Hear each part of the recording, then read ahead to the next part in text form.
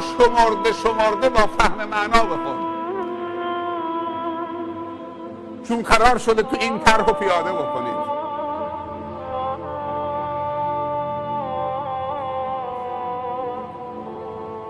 اونهایی که قرآن را برای ثواب و عدم فهم میخونن تو این حدیث وارد میشن. غثا که غثاء السیل، مثل کف روی آب سبکن. هر کسی قرآن را برای فقط ثواب بردن و ثواب کسب کردن میخونه بدون فهم،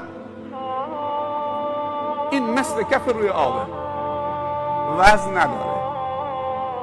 چون عبدالله ابن مسعود رضی الله عنه میفرمایند 10 تا آیه رسول الله صلی الله علیه و سلم به ما میداد، سهم امروز 10 تا آیه، تجاوز نمی کردیم به 10 تا آیه بعدی تا اینکه عقیدهش، پیامش، حلالش، حرامش، تلاوتش، عملش، تبلیغش، حتی بعد از این که عمل کردیم تبلیغش،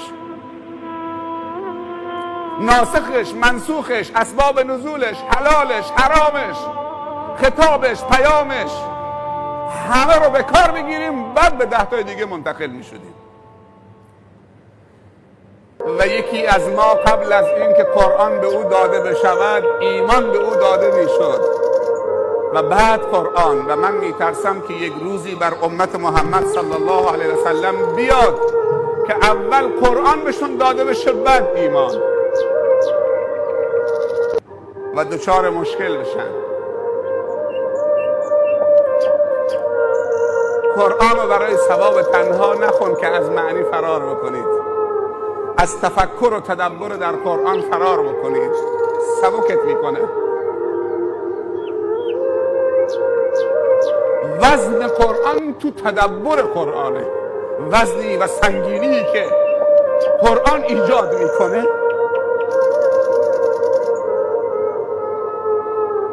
تو تدبر و فهم قرآنه. و قرآن کتاب تغییر آفرینه، یعنی کتابی است که در جامعه تحول می آفریند. و علما میگویند هیچ چیزی آخر این امت رو درست نمیکنه مگر همون چیزی که اول این امت درست شد باش، و اون قرآن و سنت بود. پس باید فاصله ها رو کم کرد. با هیچ چیزی دیگه ما نمیتونیم تغییر بکنیم، تغییر به احسن بکنیم، تبدیل به احسن بشیم، تحول خوب در جامعه خودمون بیافرینیم، مگر اینکه یک بازنگری و یک بازگشت حکیمانه، عاقلانه، خردمندانه به قرآن داشته باشیم. علما و مفسرین میگن هر جایی که خداوند صحبت و خطاب از ایمان کرده منظورش عقلاست. نزدیک 64 تا خطاب یا ایها الذین آمنو در قرآن هست، حالا کم و بیش 64 تا خطاب ویژه. عبدالله بن مسعود رضی الله عنه میفرمایند هر جایی که خدا میگه یا ایها الذین آمنو، با تمام وجودت گوش بده، یا خیری که تو رو راهنمایی میکنه یا شری که تو رو برحذر میداره. و همه مفسرین میگن وقتی خدا میگه یا ایها الذین آمنو، یعنی ای اهل خرد، ای اهل فکر، ای اهل تعقل، ای حکما، ای خردمندا. امروز چه فاجعه‌ای به بار آمده. نمیشه این جمله رو گفت، به مسلمان‌ها گفت ای احمقا، ای بی سوادا، ای کسانی که وظیفه عقل رو تعطیل کردید. در نتیجه تغییر و تحول تو شما نمیاد. ای کسانی که چیزی میخونید نمیدونید و نمیفهمید، بی خود وقتتون رو صرف کردید و خدا رو متهم میکنید. خدا قبول میکنه.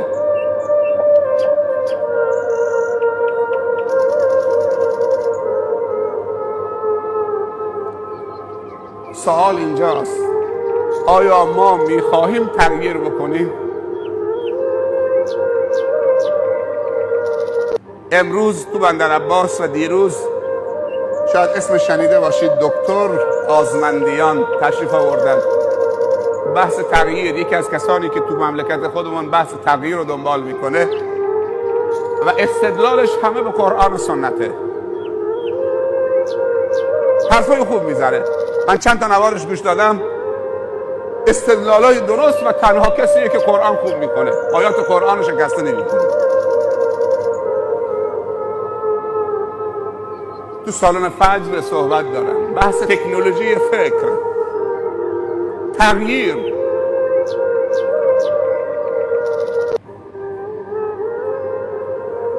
تو این داره حرف خدا میزنه.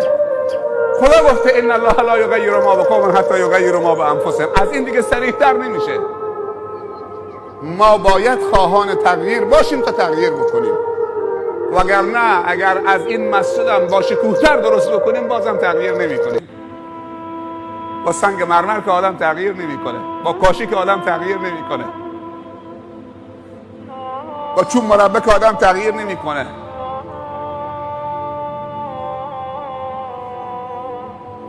تغییر یه چیز درونیه. تغییر مرتبط به فکره.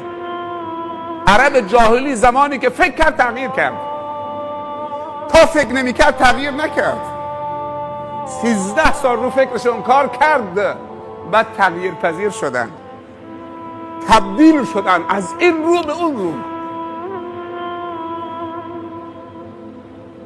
ملائکه رو میشناسید؟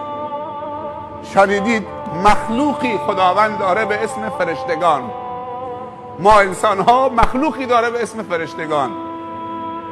شما چه تصوری نسبت به فرشتگان دارید؟ این جمع حاضر وقتی گفتن فرشته چه تصوری دارید؟ فرشتگان خدا 3 تا ویژگی دارن. یکی از ارکان ایمان ما ایمان به ملائکه است. 3 تا ویژگی ملائکه داره. ما ایمانمون کامل نمیشه تا رکن 6م ایمان به خداوند که ایمان به فرشتگان خداست تحقق ببخشید. و تحقق یعنی فرشتگان رو الگو قرار بدیم تو زندگی.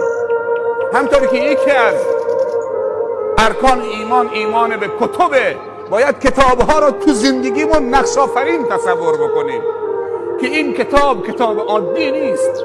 این کتاب کتاب تحول آفرینه، کتاب انسان سازی است. و همه کتاب ها و یکی از ارکان ایمان ایمان به همه رسول و پیامبرانه. اینها معلمین موفقی بودن که خیرخواه بودن و دلسوز بودن و تحول آفریدن و حیات بخش بودن. انسان مرده رو زنده کردن، حیات بخشیدن به انسان. چون ما داریم نعمتهای خدا حیات بخشه، داریم معصیت خدا ممات بخشه. نعمتهای خدا رشد آفرین، توان آفرین، سلامت آفرین، سعادت آفرین، حیات آفرین، خوشبختی آفرین. معصیت خدا مرگ آفرین.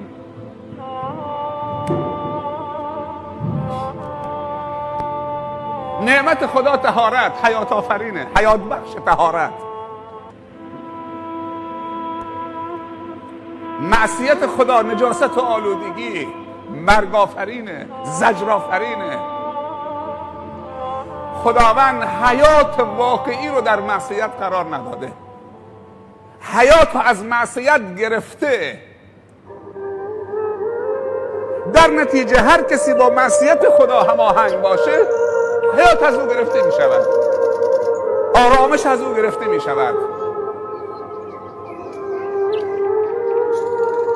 اما توان و رشد تو نعمتهاش گذاشته و معدن همه نعمتها و مجتمع همه نعمتها کلام خداست. قرآن کتاب نعمت شناسی است،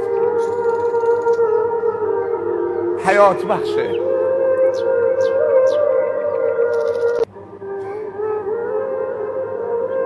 فرشتگان خدا 3 تا ویژگی دارن. ویژگی اول بیداری کامل، الیقظة التام. فرشتگان خدا همیشه آگاهن، بیدارن. بیداری منظور اینجا بیداری که در مقابل غفلت ها، نه بیداری در مقابل خواب طبیعی. فلانی خوابه، فلانی بیداره. ویژگی که فرشتگان دارن بیداری کامل، هیچ موقع غافل نمیشه از یاد خدا و ذکر خدا و انجام مأموریت با کمال میل. کسی که میخواد تغییر بکنه و تغییر بیافرینه باید بیدار باشه، غافل نباشه. آیا ما تو این نکته با فرشتگان هماهنگیم؟ وقتی میگیم ایمان آوردیم به فرشتگان خدا، کدوم ایمان؟ به کدوم ویژگی؟ ویژگی دوم ملائکه الطهارة الکامله، طهارت کامل.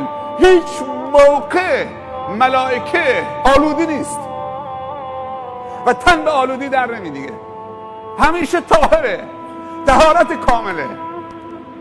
از طهارت که رشد ایجاد میشه، نه از نجاست، نه از آلودگی.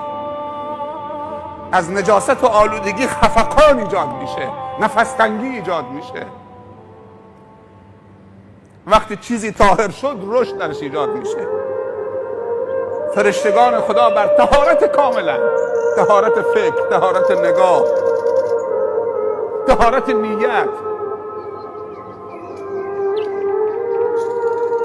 و جای حاضر میشن که طهارت باشد. تو نجاست ها جای شیاطینه، در مقابل شیاطین و جنها هم هستن. یکی از اماکن تواجد جنها و شیاطین تو خانه های خرابه است، تو اماکنی که بتونن فساد بکنن مثل بازارها، تو اماکنی که نجاست داره مثل زبالدونی ها، کشتارگاه ها، خلاها، بیت الخلا. اینا محل تواجد شیاطین و جنها هست.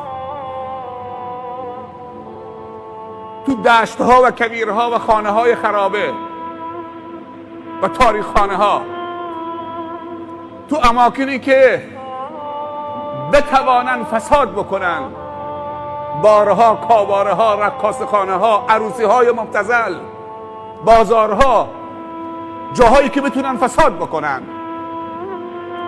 و سوم اماکنی که در اونجا نجاست هست. دعای ورود به بیت الخلا،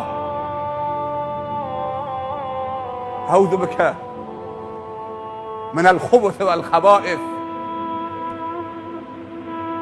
کشتارگاه ها، زبالدونی ها.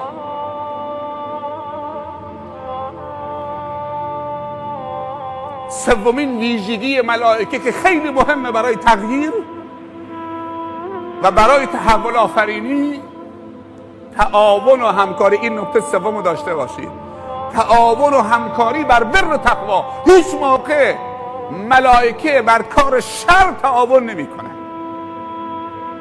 محاله. اون شیاطین هم که بر کار شر تعاون میکنن. اگر تو میخواهی که بدونی تو فرشتگونه هستید، باید هر وقتی دعوت حقی بلند شد بگی لبیک. قدم خیری بلند شد نگذاری اون قدم خیر تنها بمونه، ما تو متحیر باشه. دست خیری حرکت کرد، حرف خیری زده شد، باید بخوابید تو هوا تا تو ویژگی ملائکه داشته باشید و بتونید تغییر بیافرینید. 3 تا ویژگی: بیداری کامل، طهارت کامل، تعاون و همکاری 100%. اگر مردم رمچا فقط با هم هماهنگ باشن، کل جزیره رو آباد میکنن همین مردم رمچا. نمیخوام بگم کل مردم جزیره ها. کافی است که یک روستا در جزیره یا یک قشر علما با هم هماهنگ 100% باشن، باور بکنید اصلا جنوب رو متحول میکنن. علمای جزیره تجار جزیره با هم باشن جنوب رو متحول میکنن، دانشجوهای جزیره با هم باشن متحول میکنن. هر قشری. من امروز قبل از عشا رسیدم اینجا، دیدم که داخل مسجد و اطراف مسجد حتی مادرهای پیر سن 50 ساله جارو دستشون بود، پله های مسجد جارو میکردن، آفتابم دستشون بود میشستن.